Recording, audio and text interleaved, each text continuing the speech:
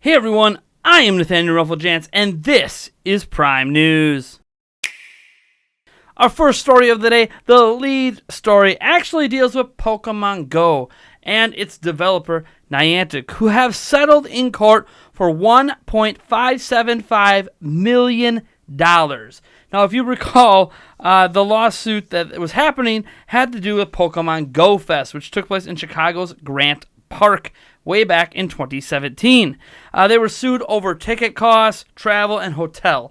Now, the reason that this lawsuit happened in the first place is because the event was essentially a complete disaster. People could not connect to the servers. They couldn't participate in most of the events. And while Niantic did try to make good on it by giving away every single player $100 worth of in-game currency stuff and plus free legendaries and all of that jazz, it just wasn't enough. And many people complained that they had traveled internationally to potentially be there, coming all the way from countries like Japan and Russia and the UK and Australia and really all over the world for this massive event. Remember, folks, Pokemon Go was that big that it had that international draw for a festival. That being said, the lawsuit itself is going to go out to people who would like to put in a claim. This is the information I have on how that claim happens. It says, according to documents filed in a Chicago court, an official website for the settlement should be up by May 25th, 2018, with an email sent to let attendees know the documents also note a few potential catches. These claiming part of the settlement will need to have been checked in the Go Fest through the game, presumably to prevent those who sold their tickets for a markup from getting more money out of it, and anyone claiming more than $107 in expenses will need to have receipts. Yes, if you were someone who spent $400 on a scalper ticket, you're kind of out of luck besides for the base price of the ticket. And a lot of that's because, one, scalping is actually illegal for tickets in Chicago. And two, Niantic's not going to be responsible for aftermarket pricing on tickets. That's not what they sold the tickets for. So they are not going to be responsible that you paid more for those tickets than they were selling them for. Beyond that, if there's any money left over from the settlement, as in not enough people claim the settlement for it to completely go away, the rest of the money will be donated to the Illinois Bar Foundation or the Chicago Run Foundation. Chicago Run Foundation is a nonprofit organization. I'm not exactly 100% sure what they do, but again, at least they're going to some sort of charities out there. So my thoughts on this are, I feel for people who traveled the world to come to this festival, but why? Like, there's festivals and concerts and events that happen worldwide all the time, and I have been to a couple, and I've left disappointed, and being disappointed doesn't mean that I should sue. Now, I understand that this was kind of a crap fest, but I don't know. I think getting reimbursed ticket prices is fine. I don't know about, airfare and hotel, because what if someone traveled first class? Like, you didn't have to travel first class. What if you stayed at a 5-star hotel? You didn't have to stay at a 5-star hotel. Like, it's weird to make Niantic fully responsible for travel expenses. All you have to have are your receipts. It's just the travel and hotel expenses. I just don't think Niantic should be responsible for. I don't think you should ever travel exorbitant, places just for something like this. It would be kind of like akin to, I'm going to E3 this year, and I should sue the E3 organization if I go there and I get in and I have to wait in line so long that I never actually get to play a game. That would completely suck, but why would I sue the ESA over the long lines? They're not going to reimburse me anything, so yeah, I don't know. It's just a weird thing to me, but life moves on, as they say. Our next story of the day actually deals with the best-selling games in Japan from February of 2018. We now have the top 30 best-selling games and exact figures according to Famitsu magazine. And what's interesting here is that there are 16 games. That's right, over half of the games on this list were on Nintendo platforms, most of them exclusively so. The Nintendo Switch dominates 5 of the top 10 games, which is really interesting to note because none of those 5 games came out this year. So very interesting on that. There are 12 total Switch games and 4 total 3DS games. I'll just go over the figures quick. Again, these are just February sales. Splatoon 2 sold 86,482 at the number 5 spot. Number 6 spot is Mario Kart 8 Deluxe at 71,743. Number 7 spot is Breath of the Wild at 61,000. New Super Mario Odyssey is at number 8 with 55,451. Number 9 is the Mario plus Rabbids Kingdom Battle at 53,405. The 13th spot is Pokemon Ultra Sun, Ultra Moon at 35,728. The number 15 spot is the Elder Scrolls Skyrim. This is the Switch version, 28,194. Number 19 is Mario Party, the top 100, 19,708. The 22nd spot is 1-2 Switch, 17,942. The 23rd spot is Dragon Ball Xenoverse 2, 17,700. The 24th spot is Bayonetta 2, 17,387. The 25th spot is Pokemon Tournament Deluxe, 16,991. The 26th spot is Yokai Watch Busters 2, 15,917. The 27th spot is ARMS, 15,840. The 28th spot is Pokemon Crystal, 15,465. And the 29th spot is Bayonetta Climax Edition, 13,250 units. And all I could say is, man, for Nintendo kind of having a bare cupboard at the beginning of the year, their games from last year are selling like gangbusters still. The Switch is an insanely popular system in Japan. I can't wait to see how these figures go over time. And you know what? When Pokemon and Smash and all these other huge games hit on it, I can't wait to see what happens in Japan. I think things are going to be going absolutely nuts. Our third story then deals with the 3DS. This is a really weird story because 3DS, as we know, has been for a long time insanely popular in Japan. Although sales seem to be getting cannibalized by Switch these days, it's still something that you would figure would still be performing well this year. Well, I'm wondering if 3DS is actually dead in Japan. There are 0 new games scheduled to launch in May. There were 9 games launched last month, only 2 games scheduled for this month, and the next game that we know about coming is Sushi Striker in June. We also know about Mario and Luigi, Bowser's Inside Story, plus Bowser Jr.'s Journey. That does arrive sometime in 2019, but that's kind of sort of it. We don't really know about anything else in Japan where the system has been the best-selling thing, like 24 million units. So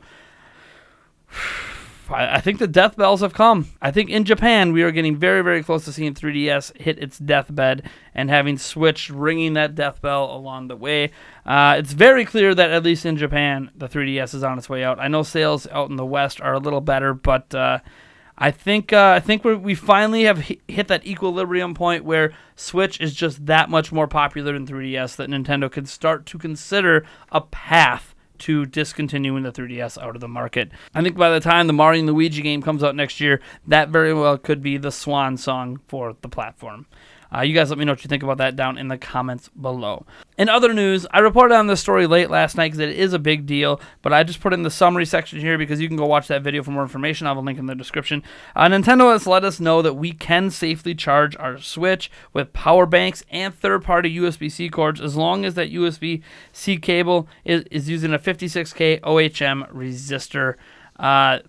Most USB-C cables these days are using it. Not all of them, because not everyone sticks to spec, but most of them are. Any of them that are USB-C compliant must have that in there. So it's really weird that, a cord that's USB-C compliant, is required to work with a non-USB-C compliant device. I do think it's a little weird, but it is what it is. Nintendo always suggests that you use the official cables, which are only available through the Joy-Con charging grip and the Nintendo Switch Pro controller. But again, those are really, really expensive when you can just go spend $5 to $8 on a standalone USB-C cable that has that proper resistor in it. Here's an interesting story. Have you guys heard of a game called Crazy Justice? Well, it is finally seen running on Switch, and here, take a look. Yes.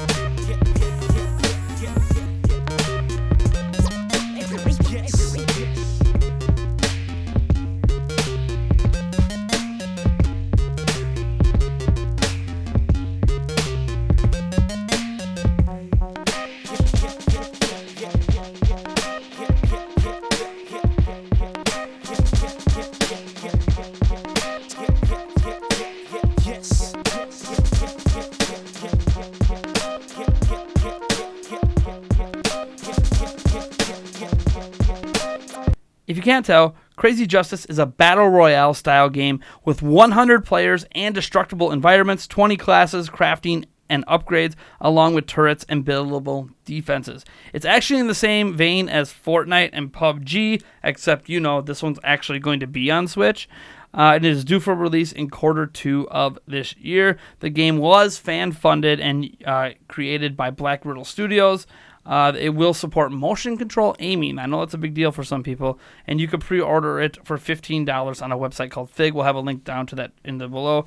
I'm actually going to pre-order the game myself because I want to play it. I have not played a Battle Royale game really much yet. I do have some mobile versions of PUBG and Fortnite, but I haven't really spent much time with them. In fact, I basically have loaded them up, and that's about it. So I'm really interested to see a full Battle Royale game on Switch. I also think this might signal that games like Fortnite and PUBG might be missing the boat if they don't come out soon on Switch, because Battle Royale games are quickly become one of the most popular games among all platforms. Fortnite right now really, really dominating after PUBG had a long 9 to 10 month run itself, and PUBG is still going strong, but Fortnite's at this whole new level. And now we have Crazy Justice, which might be able to take over the Battle Royale scene, which does not yet exist on Switch. I think it's a very smart and bold move to try to become the first Battle Royale game on Switch. That doesn't mean that if Fortnite comes out later this year that it can't overtake Crazy Justice, because it still has to build an audience for itself. And it is releasing on PC and stuff like that, so it might find an audience, but right now, Switch players are going to be all over this game if it's good. A lot of people think it might end up being better than Fortnite with those destructible environments and the craftable stuff, but we'll see. It is doing some things different to stand out, so it's not just a Fortnite clone, it's not just a PUBG clone. But we'll have to wait and see what the verdict is on it. I can't wait to give it a try, and who knows, maybe I'll be touting its praise later this year. The next story we're going to talk about is actually dealing with Minecraft. Yes, Minecraft Story Mode Season 2 looks like it's actually going to be coming to Switch, even though it hasn't been announced. It got rated for the console by the USK. Telltale has hinted at it coming before, but they never really said it was going to, just that it might. Well, now it appears it's going to before they've ever confirmed it, so there you go. The last story we're going to actually mention and show a brief footage of is an hour-long video of the Mega Man Legacy Collection 1 and 2, running on Switch. This was released by Capcom Unity, and the game releases on May 22nd. Technically, the first Legacy Collection is already out on other platforms, but the second Legacy Collection for the other platforms lands on May 22nd, and Switch is just going to get 1 and 2 on that day. I'll put a link to pre-order these in the description below for those that are interested in it, and I'm not going to show the full hour here of the footage. I'll have a link to that as well, but what you can do is at least get a taste of what these games look like running on Switch, because this hour-long footage is just the Legacy Collection running on Switch. I'm a huge Mega Man fan myself. All these games in the collection are games I have played. I can't wait. This is probably going to be a day one pickup for me as well. Man, between this and Crazy Justice and who knows what else I decided to get excited for over this year, it's starting to kind of turn around here, my interest in new Switch games. Anyways, folks, take a look at this.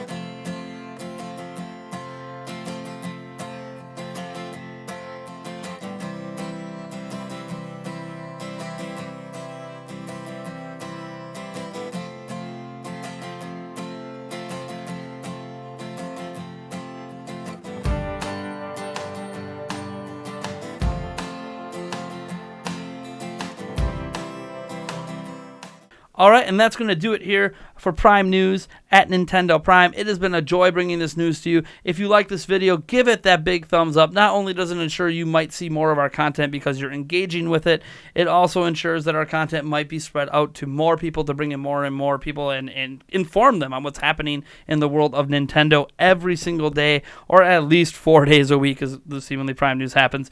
And I want to thank all of our Patreon supporters. If you would like to support us as well, for as little as $1 a month on patreon.com/Nintendo Channel Prime. It really helps do what we do here. We are almost completely fan supported through our super chats, through our donations, and through Patreon. We do make ad revenue on our videos, but it is such a minuscule amount compared to what our fans raise for us every single month that I feel pretty confident saying we are essentially a fan-supported channel that allows us to do what we do every single day and do this job for a living. So thank you guys so much. Anyways, folks, I will just catch you guys, you know what, in that next one. Peace.